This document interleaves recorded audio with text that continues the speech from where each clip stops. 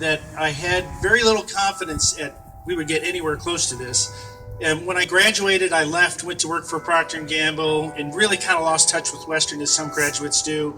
Traveled quite a bit, ended up getting married. But every once in a while, I would get something in the mail. Somebody would send me a lapel pin or something, and I'd be like, wow, I guess Big Red is still going.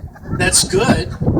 And a year would pass, 2 years would pass, 3, 5, until I was working in New York. My wife and I were working in New York, living in that area, and I saw that Western was coming to play in the holiday version of the National Invitational Tournament, the NIT. And I said, Chris, we've got to go to this event. I mean, this could be it. This may be our last chance to see Big Red. Let's just go see him perform. And, I'll have a great memory. Here's Big Red in New York City. So I went to the game. I don't remember the outcome of the game. I don't know who won. But the great experience there was that some Western alum came, one of which who's here today. Mr. Western, Mr. Lee Robertson was there in New York with us, as well as, and of course, no further explanation needed. He has his statue already inside. As well as Coach Jim Richards. And Coach Richards preceded Gene Cady as the basketball coach.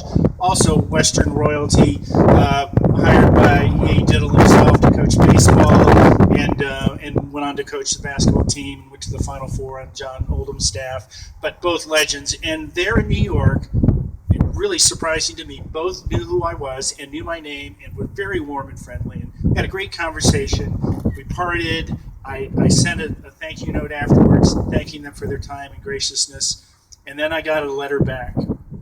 And the letter that I got back, I have to this day, and it shocked me. And in that letter, the kindnesses were extended for meeting my wife and I. And then he wrote something. He said, I don't think you really have an idea of what this Big Red thing has become.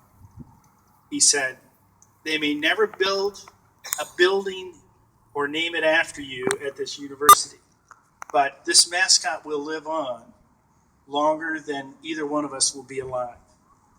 And when somebody like Jim Richards, whose blood is red from Western, not from the cells, it just stunned me. And I said, he's got to be wrong about this. I can't believe that that's actually going to be the case. Well, unless the decay rate for bronze is a lot shorter than I anticipate, he may have been the one who saw this through, and maybe Big Red will be here long after I'm gone. And that is something that doesn't happen to people very often, and it's special to me. But I do want to make sure that people understand that it's just a small part of how this took place. This character here, it would not have happened without Dr. Ranso bringing Big Red back into the center as a rallying point for Western's culture and history. And so he's brought it here. Paula Davids, who, I worked for Procter & Gamble, and I can tell you right now, no Tide detergent brand manager was ever more militant about protecting a brand than Paula Davids is about protecting Big Red. Give her a hand, because this is not happening without her. And then one more time, and I absolutely realize that anyone who wore this costume has made the difference and made it work, because if there were a couple slugs in there, it wouldn't have happened. So one more time, for anyone who's worn the costume, raise your hand, steal a purse, throw it in your mouth, do whatever, belly slide, whatever. Thank you all for continuing this legacy, because I'm not here if you're not doing what you're doing.